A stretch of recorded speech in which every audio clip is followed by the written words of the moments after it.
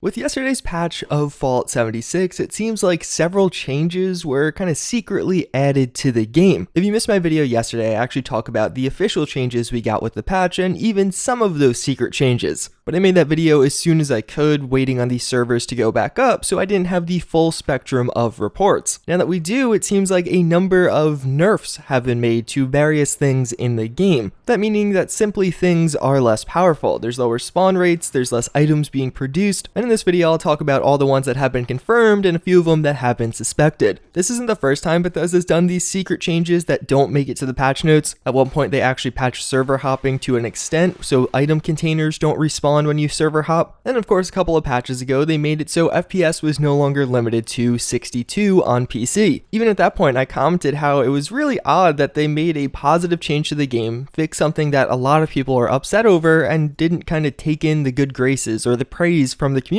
because they never told anyone. Of course that was added in the most recent patch notes, but either way I just want to mention that this isn't something new. So when we left off yesterday there was two pretty big bugs with Fallout 76 that were immediately obvious. First and foremost, numerous users were crashing to desktop when trying to launch the game following this new update. And even beyond that, there was a pretty big issue where the excavator power armor no longer gave you the bonused 100 carry weight. That wasn't affecting everyone. For me, it didn't actually change anything. They released a hotfix for the crash to desktop around 12 hours ago now. Although it doesn't seem like the power armor has actually been fixed, a lot of people can fix it on their own. Even beyond that, one other bug that seems to have popped up as a result of this maintenance is actually things disappearing from certain people's stash. So one guy reported that his entire stash was gone. Some other people in the comments backed this up by saying a few items were missing from their stash. This could be one of those issues where they did something right before the servers went down and that never was saved. As far as the person that lost his entire stash, I don't know about that one. But there were modifications to stash weight, so I wouldn't be shocked if maybe there were some glitches along the way. So as to what is actually changed and wasn't in the patch notes, some of these have now been added to the patch notes. People immediately noticed that workshops had been nerfed in numerous ways. One of the community managers commented on this saying, "These resource collector adjustments were not intentionally omitted. We've updated the patch notes with the following information. Workshops, higher level resource collectors now generate ore instead of scrap. But then also resource collector accrual rates and carrying capacity have been slowed for each resource, including ammo and fusion core collectors." So those are two pretty big nerfs, in particular to the munitions factory and any of the various places that do give you fusion cores. People are reporting on the fusion core side, while it used to give you up to 10 per hour, now it only gives you 1 per hour. And even beyond that, for the ammo production, it seems like it was roughly halved, and the carrying capacity, so how much ammo could actually be stored in the little machine itself, is reduced from 400 to 200. It's immediately obvious when you go here that the ammo production is way less. You're simply getting way less ammo overall. But even beyond that, as I did mention, those resource production little machines you could place down at workshops have also been nerfed. This only affects some of them, but basically now when you go up to it, let's say the aluminium one, it'll give you aluminium ore instead of aluminium scrap. So that means you have to then take this ore to a chemistry station and actually spend additional resources to convert it into scrap. There's one extra step added here. So these two were 100% confirmed. Bethesda addressed them themselves. They're now in the official patch notes, but a lot of users are reporting additional changes that aren't confirmed, haven't been officially addressed. Reddit user Come By Meowth has actually compiled a really good post of all of these. I went off this while actually trying to get some of the footage for this video. I will have a link to it down below. But one of the other really notable ones that has a lot of corroborations is actually that fusion cores overall have been nerfed. They expire faster now as you're walking around in power armor. It's one of those things that for me is pretty hard to tell, because when you're walking around, I don't particularly pay attention, especially in Fallout 76. It feels like fusion cores were so easy to get anyway. There's no concrete numbers on how much of a reduction it is, but I could somewhat notice that, yeah, the fusion core was going down faster, especially while sprinting. This wouldn't shock me because fusion cores, again, were super easy to get, but also they were buffed from Fallout 4. So they lasted longer in Fallout 76 than they did in Fallout 4, and then of course were also easier to get, so maybe they just reverted them to their Fallout 4 state. Several exploits were patched. I talked about this in my video yesterday. I think one reason Bethesda might not mention these is because they don't want to bring attention to exploits. There still are a ton of exploits in the game, unlimited carry weight, duping, so things along those lines still do exist, but at least some of them have been fixed. People are reporting noticeable nerfs to some of the flora you could actually pick up from blast zones. If you don't know, those are like unstable flora, so you have to use them at a chemistry station, and that flux is now apparently expiring after 5 to 10 minutes instead of 1 hour before. That's not totally confirmed, but multiple people have talked about it. But then there's also reports that legendary spawn percentages are reduced. So basically how often legendary spawns and how often they actually give you a good legendary. This one's very hard to verify because they're so rare already, so noticing if they're significantly more rare is quite the challenge. But again, it's another one that a lot of people are talking about, a lot of people are reporting. And then there's one final but also pretty big one. People are also reporting just reduced damage overall. This seems to be in particular affecting higher level players, and basically when using stealth, when using melee, numerous people are saying they're doing less damage to higher level enemies. Now this could be some kind of placebo effect, it could be people just thinking they're doing less damage. For me, I didn't honestly notice a huge change, but again, there's numerous people talking about this, so I did want to bring it up. If you guys are playing in a higher level, do you notice a difference, especially with melee and stealth in particular? Or even the spawn rates of some of these legendary enemies? Are you having more trouble getting legendary items than you were previously? There's a few others out there, but those were some of the biggest ones and the most notable ones. And a lot of people are pretty upset about this, even though it's not new. It seems like the reason this time so many people are upset are it's actually nerfing many things. When you omit a positive change, such as the FPS cap being removed, then you are pleasantly surprised when you launch the game after reading the patch notes. But then of course, when you actually omit some negative changes to the game, you get the opposite effect when people launch the game after reading the patch notes. And for me at least, I just don't really get this. Were workshops overpowered? Did anyone think that? Like, I would actually argue that they could have used a buff, not a nerf, to actually make them those highly contestable sites that Bethesda kind of talked about earlier on. A lot of people are bringing up the idea that by reducing the rate at which you could actually collect resources, it's going to extend the longevity of the game. You're going to have to spend more time trying to collect resources and actually doing the grind, and it's going to make you put more hours into this game. Now, of course, that's total speculation. Who knows why we actually got these changes, but I would like to know. I would like some reasoning as to why Bethesda felt workshops